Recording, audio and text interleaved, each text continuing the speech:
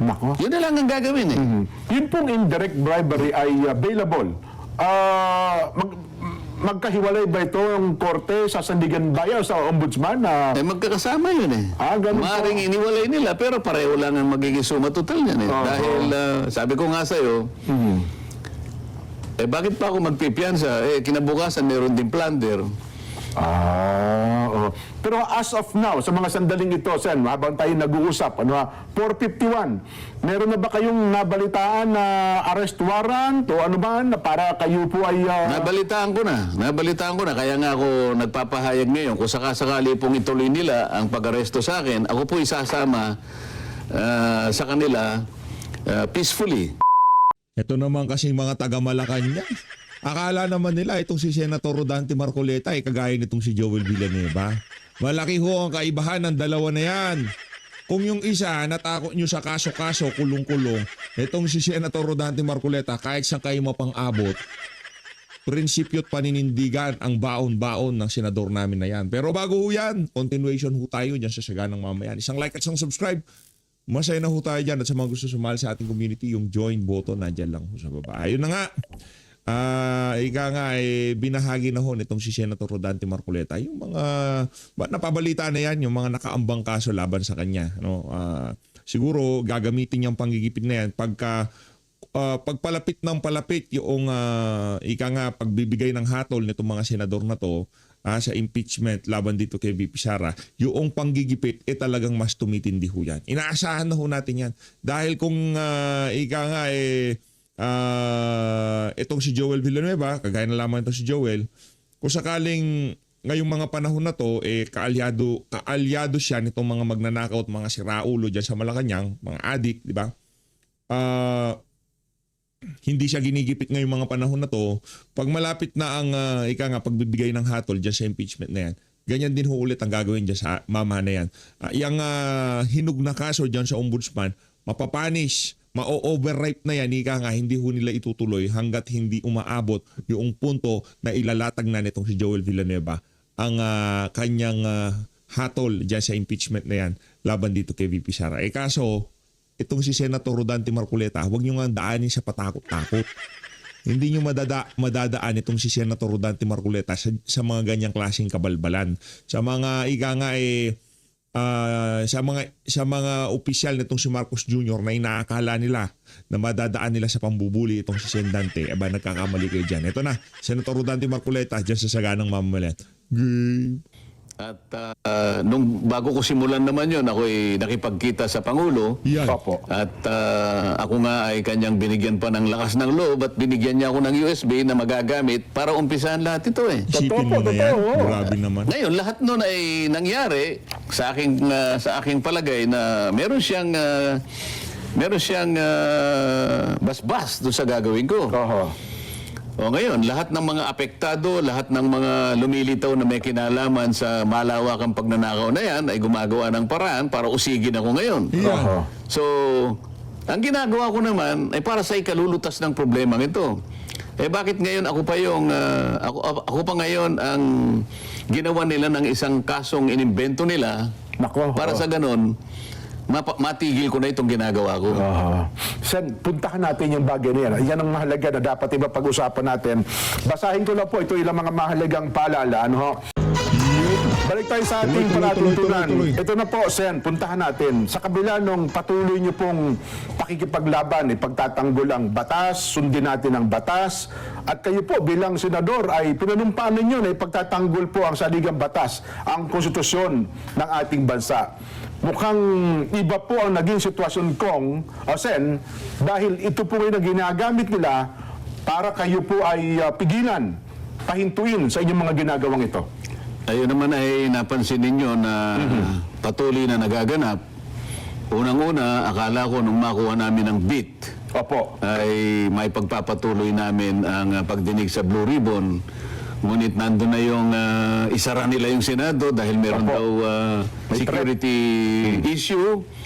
At nandun pauwiin ang aming mga kawani, work from home. So, yung maliit na puwang na yon na may sa katuparan sana namin ang isang legitimate na pagdinig, Pati yun napigilan nila eh. Opo. At sasabihin, hindi daw kayo trabaho kasi ganun ang nangyari. Yung June 4 na nagawa namin, halos questioning pa nila kahit na nagamit namin ng session hall. Pero wala kaming Blue Ribbon committee staff Opo. na nag-assist sa amin. So, yung huling bahagi sana na maaaring matawag namin na huling-huling pagdinig na lang, hindi rin May sa katuparan. natuloy yun Opo. dahil nga nakasara ang Congress. Ginawang garrison ang Senado. Parang garrison ng Hapon.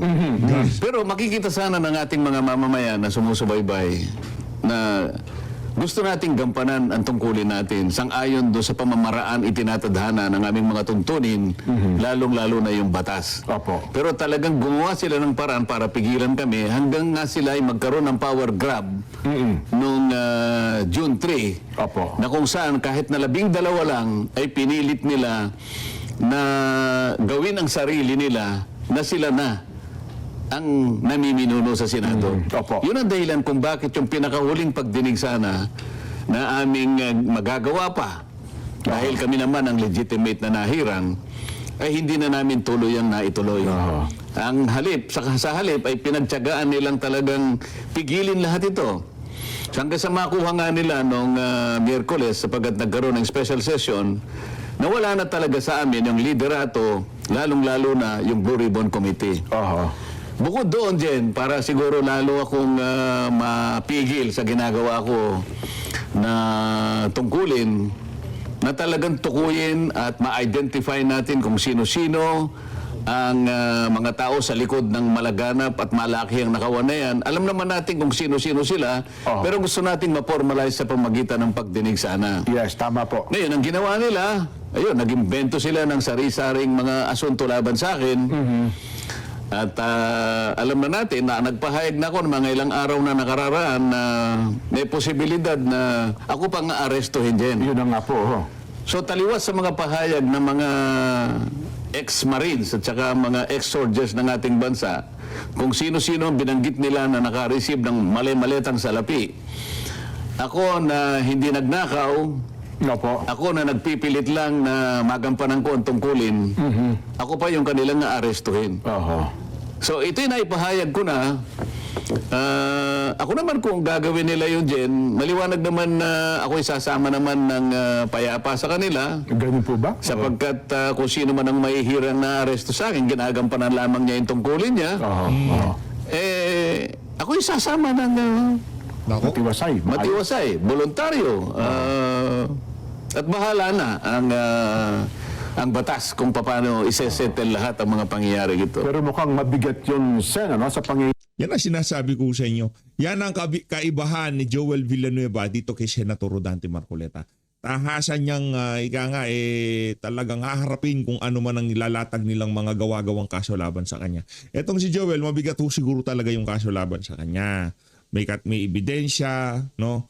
Talagang malamang sa malamang talagang mabubulok siya sa bilangguan pag nagkataon. Kaya pinili na niya na lang na magpakaaso kay Marcos Jr. at sumama doon sa mga sintu-sintong senador kaysa sumama sa paninindigan na dapat talagang malaman ng sambayanan ang mga mastermind dyan sa mga maanumalyang flood control project. Palakpakan natin si Sandante.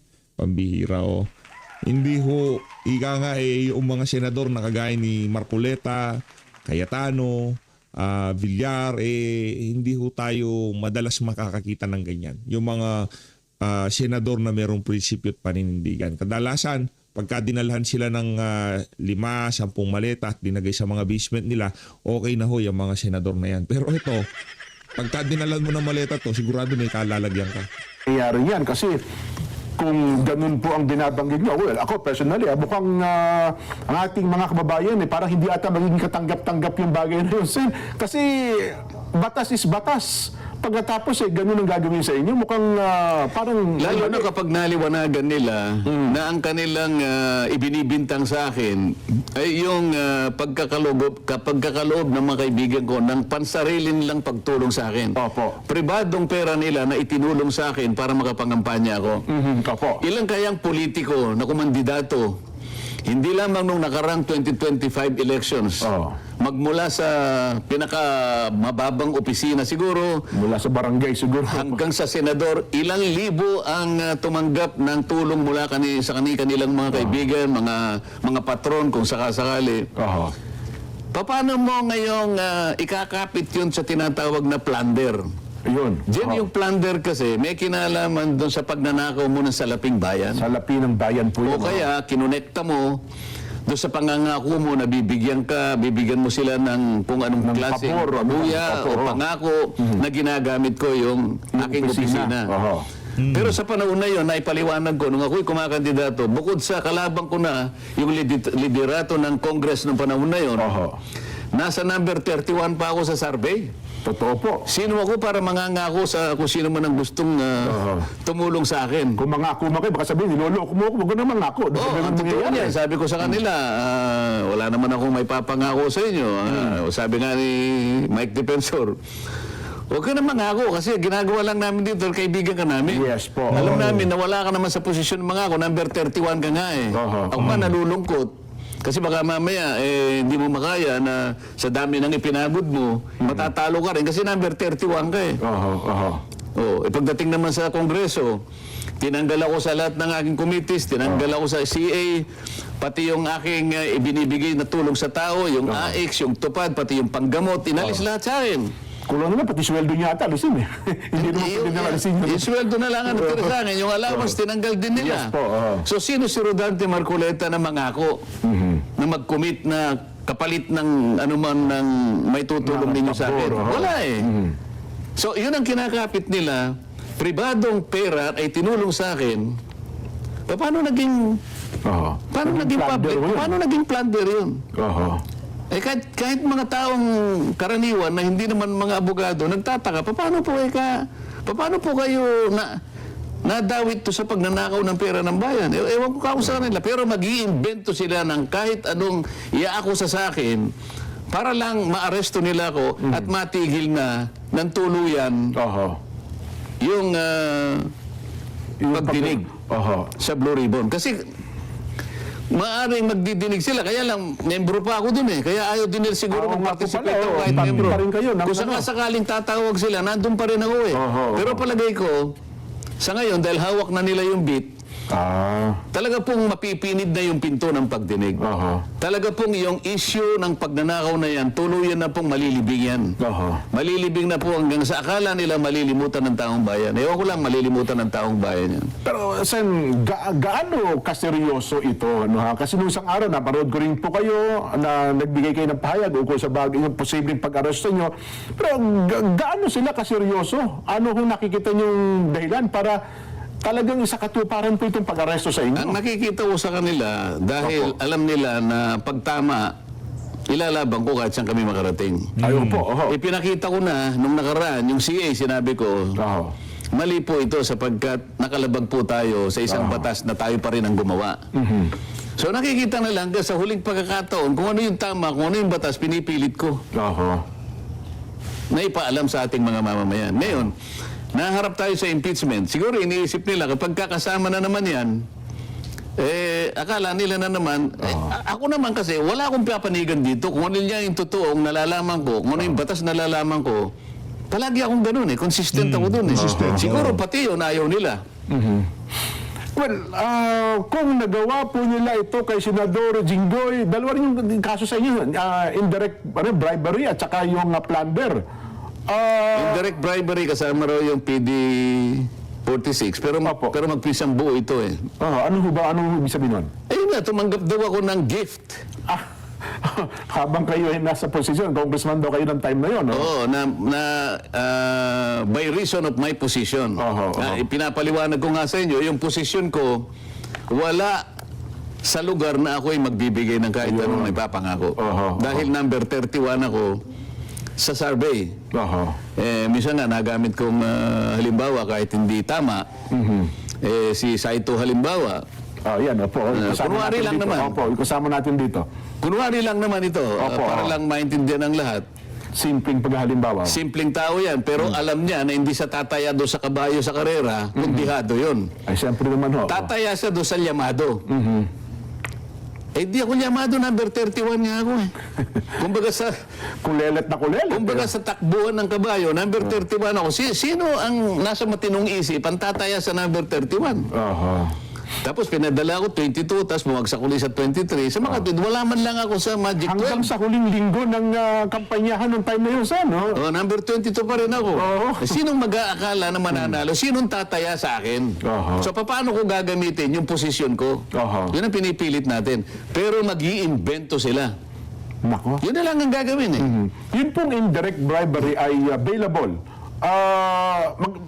Magkahiwalay ba ito ang korte sa Sandigan Bayan o sa ombudsman? Eh, magkakasama yun eh. Ganun po. Maaring iniwalay nila, pero pareho lang ang magiging suma total yan eh. Oo. Dahil, sabi ko nga sa'yo, bakit pa ako magpipiyansa? Kinabukasan meron din plunder. Oo. Pero as of now, sa mga sandaling ito, Sen, habang tayo nag-uusap, 451, meron na ba kayong nabalitaan na arrest warrant o ano man na para kayo po ay... Nabalitaan ko na. Kaya nga ako nagpapahayag ngayon. Kung sakasakali pong ituloy nila ang pag-aresto sa akin, ako po isasama sa kanila peacefully. Ibig sabihin, I will not resist.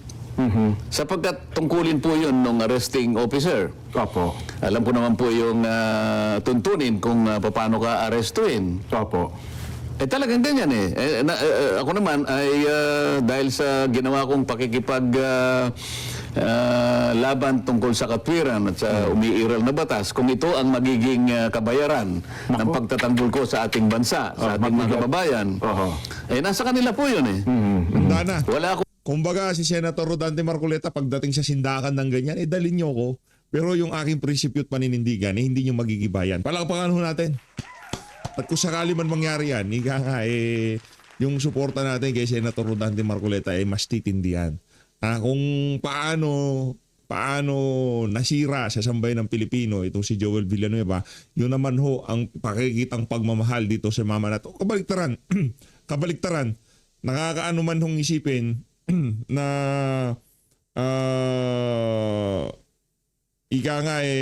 tinitingnan talaga natin tong si Joel Villanueva na hindi niya gagawin yung ginawa niya, nandyan na yan, pero ang sisigurado natin dito, kung sakaling gawin yung kay Senator Rodante Marcoleta, kung anong galit, kung anong klaseng pambabash ang binigay na sambayan ng Pilipino dito kay Joel Villanueva, hindi ho makikita yun ni Senator Rodante Marcoleta. Bagkus, pagmamahal at napakatinding suporta ang ibibigay natin sa kanya. Palakpakan natin, nasa Sandante. Kung alam na aking nilabag na batas, yung pong kanilang mga asunto'y puro invento yun. Alam po ninyo ang pinagdalhan ng malay-maleta? Pati po yung mga kasama ko sa Senado na dati namin kasama sa grupo namin, meron silang plunder na nauna na. Pero dahil sa pagsanib sa kanila, nawala na po siguro. Baka sila po ay hindi na asuntuhin. Mauuna pa po akong aarestuin doon sa mga kasama namin dati na nangako na magiging intact kami. Walang hiwalayan, walang maghuhudas. Sabi ni Pero Boying, napansin na ninyo kung sino po yung naghudas. Ako, yari tayo dyan. Hindi na babanggitin ni Sandante. Yan, maginoo yan. Tsaka kasama niya lagi sa Senado yan. Pero isa sigurado natin dito, kilala na sambayan ng Pilipino kung sino yung hudas na yan. Pambihira. At least, save na siya. Diba, Sen? Pero, hindi niya kasi nakita yung inaharap eh. Hindi niya nakita yung kung ano nga ba yung diwa ng pinaglalaban nila eh. Masyado niyang pinakinggan yung ama niya na si Brother Eddie Villanueva. Si Brother Eddie, wala nang pakialam sa sambayan ng Pilipino yan. Hindi ko alam kung meron din siyang pakialam si JIL ha. Huwag naman sana magalit yung mga iba na, meron ba, may pakialam siya. Siyempre GIL yun eh. Di ba? GIL yun eh. Pero sigurado natin dito, yung mga taga-GIL, wala hong prinsipyo yung mga leader niya. Kaya para doon sa mga mga religious leader, mga religious group leader, mas mainam siguro kung kaya din, wag na kayong pumasok sa politika. Kung meron kayong magaling na abogado, kagaya ng INC, meron silang Rodante Marcoleta, at talagang solidong yung paninindigan, prinsipyo, sa mga bagay na tinatayuan nyo, pasok kayo sa politika. Pero kung ikaw pastor ka, tumatayo ka wag ka na magsibak-sibak, wag ka na magsenador-senador, nagmumukha kayong si Raulo sa sambayan ng Pilipino. Diba? pinapakita nyo, ayaw kasi kapares natin ng pananampalataya. Hanggat maaari, ayaw nating, di ba? Pero just sa ginawa na ni Joel Villanueva, tumabang ho yung lasa niya. Pero yung mga kapatid natin sa pananampalataya dyan sa GIL, hindi ho natin dinadamay dyan. Yung respeto natin sa kanila, yung kung ginagalang pa nila yung leader na yun, kahit di nakagalang-galang, nasa kanila yon. Basta sigurado ko dito, hindi ako membro ng GIL. Tapos ang usapan. Yung Ombudsman Boying, yung mga naunang sa niya pa, hinug na raw po ang kasong plunder para sa kanila. Nakita ko. At kung sakaling ngayong mga panahon na to, membro ako ng GIL, siguro, kasi sa pagpunta mo sa simbahan, hindi naman si Joel Villanueva pinupuntahan mo eh. Ika nga, ano yun, fellowship yun eh. Diba? Ngayon, kung sakaling ako ay membro ng GIL ngayong mga panahon na to, di ko naman sinasabing aalis ako. Pero maraming tanong sa aking kaisipan na dapat mabigyan ng kasagutan bago ako magpatuloy sa susunod kong gagawin na hakbang. Dahil kung doon sa simpleng bagay, pinagkalulo niya ang sambayan ng Pilipino. Pinili niya ang kanyang comfort kaysa doon sa katotohanan na alam niya naman na talagang yun ang kanilang pinaglalaban dyan sa kanilang grupo. Nawalan tayo ng amor dyan sa mga Villanueva na mga walang kwentang wala ho talaga. Ganyan buhay, no? Pera, kapangyarihan, pagiging safe sa kanilang pwesto. Hindi matatapos yan, Joel, sabihin ko sa'yo. Every time na tumatayo kasi podium sa Senado, naaalala na sambayan ng Pilipino kung gaano ka ka-traidor. Unang-una, April 2026, nandun yung 5 kaso na nakalaan para kay Martin Romualdez. Opo. Isang plunder, isang indirect bribery, isang direct bribery, a violation of AMLAC, Opo. violation of RA 3019. 5. Oho. April 2026. Oho. Hindi ko lang alam ng date kay Joel Villanueva Oho. at saka kay Chis Escudero. Oho. Pero ako, invento lang. Walang kaugnayan po sa public funds. Wala po akong ninakaw. Ang tanging kasalanan ko lang po sa kanila. Sa kanila, hindi sa taong bayan. Ay yung pilitin ko po na ituloy ang pagdinig diyan sa flood control projects, anomaly na yan. At mapanag. Ano kaya ang gagawin ng mga kababayan nating INC pagka kinulong itong Senado? Ako, 110% suportado ko yung INC. Susuporta ako sa anong magiging galaw nila. Kung sakali maglungsad sila ng malaki ang prayer vigil para dito kay Sandante, manghihikayat ho ako dito sa PH Update para ipanalangin ang ating bansa at itong si Senator Rodante Marcoleta. 110%. Baka pumunta pa ho tayo. Dahil isa si Rodante Marcoleta sa tinitingala nating leader na ika nga ang interes ng sambayan ng Pilipino ay yung kanilang turo sa simbahan, katotohanan, prinsipyo at paninindigan, isinasabuhay ho, hindi lang ho niya sinasabi yan. Kaya malaki natin dyan kay Rodante. Kahit anong pwesto ang takbuhan niyang mama na yan, hindi ho tayo magsasawang sumuporta dyan kay Rodante Marcoleta. At kung sakali mang hindi kami magkasundo sa ibang mga pulisiya, dahil nakita naman natin kung paano tumayo itong mama na to, siguro meron siyang magandang dahilan na hindi natin alam kung bakit niya ginawa yung bagay na yan. Pero dito sa isa na to kay Joel Villanueva, lahat ho ng worst case scenario, pinatakbo ko na sa utak ko. Hanggang sa ngayong mga panahon na to, hindi ko maintindihan. Gayong meron na silang pinag-usapan sa kanilang grupo, ba't nagawa niya pang mag-traidor? Ganun ho kakapal ang mukha ni Joel Villanueva. Kasi At mapanagot natin silang lahat. Mapanagot ang nasa likod talaga. Nasa sa kanila po yun. Nasa kanila na po yun. Kung talagang aarestuhin po nila ako, muli po ako nagsasabi na ako po'y sasama sa kanila ng buong pagpapasakop. I will not arrest. I will not resist the arrest. Pero habang pinakikinggan ko kayo, Sen, mabigat. Ako, personally, mabigat sa logo po yun kung gagawin nila yan, Sen, ha?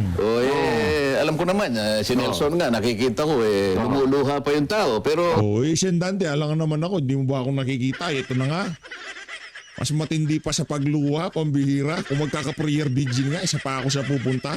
Sobrang lungkot na lungkot ako kapag nagkataong nangyari sa iyo. Pambihira ka naman, Sen. Isa ako, kung meron ka cheering squad, ako yung isa sa mga nagpapaikot ng baton sa harap. Ay medyo rate. Yung tumatambol eh. Yung pa nagpapaikot eh. Dapat. Oo. Ganon katindi suporta natin dyan sa mama na yan. Kay Senator Dante Marcoleta.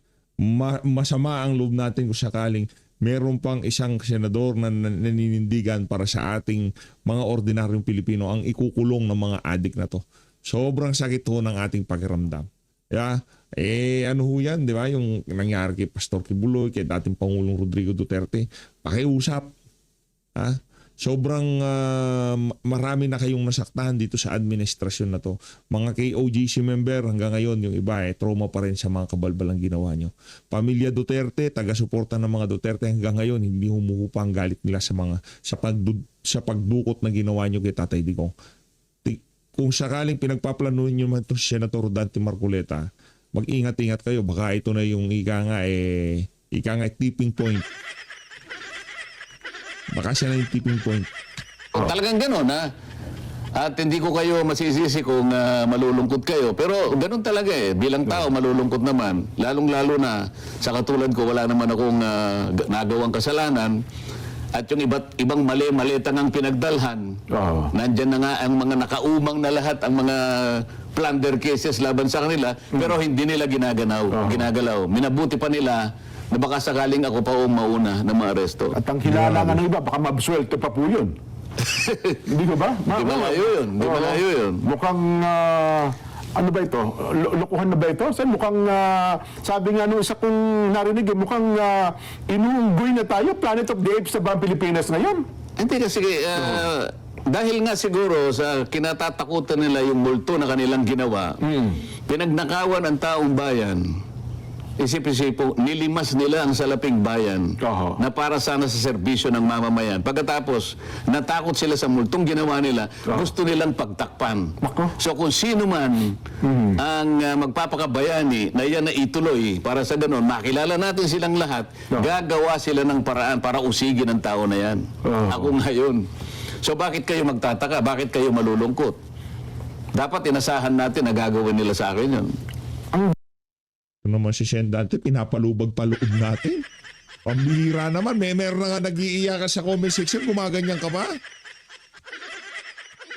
Dapat siguro kayo ang pinagtatanggol nila. Kasi kayo ang sumusunod at pinagtatanggol nyo po ang yung nakakaalam ng katwiran. Eh. Halimbawa, yung mga pulis, yung mga sundalo na nakakakilala ng katwiran, alam nila yun.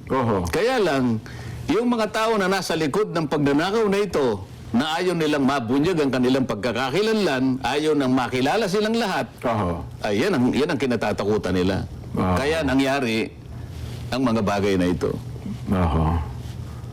Kaya itong pag-broadcast natin ito, malay niyo, ito yung huli nating pag-broadcast. Huwag naman, nasama naman magbiro nitong si Sen Dante. Hindi ko gusto yan, ha? Pambihira, Sa araw na ito. Nako, Hindi ba?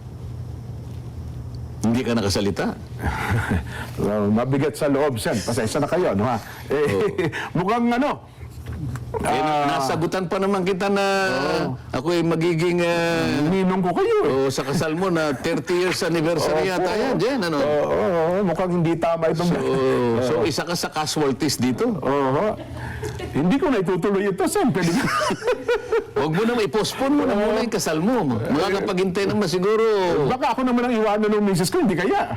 Siguro naman may papaliwanag. Oo nga naman, baka naman... Sabihin mo, darling, pwede ba nating iiliban muna ito kasi baka hindi naman magtatagal ito eh. Ang problema, yung venue, siningin na po ako, Sen.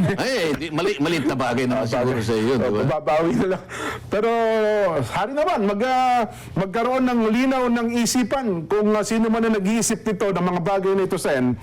At, anyway. Basta takot dyan, maliwanag sa akin yan na alam ng taong bayan na wala po akong kasalanan kung hindi yung maglingkod sa inyo ng buong katapatan. Ano man po yung gagawin nila. Ako po ay naniniwala na meron po tayong isang Diyos na mapagmahal. At sa kanyang kalooban po ay doon ko na lamang ibinibilin ang aking magiging kapalaran dyan. Sen, ang inyo pong mensahe sa mga taong bumoto sa inyo, naniniwala sa inyo, sabi nyo nga, baka hindi pa siguro huling broadcast. Hindi, Mabigat ang galo.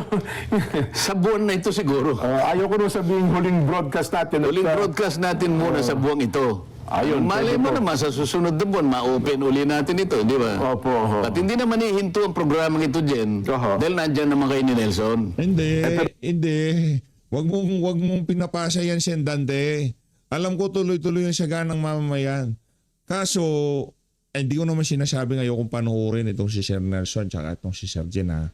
Mga idolo natin yan. Pinapakinggan natin yan. Lagi natin pinapanood ang dalawa na yan. Na yung mga blind item ni Sir Jen, ay Sir Nelson talagang inaabang ko yan. Pero ang problema ko dito, kailangan namin ng isang Rodante Marcoleta. Iba yung kumbaga sa laro, merong ika nga nagbibigay ng lakas.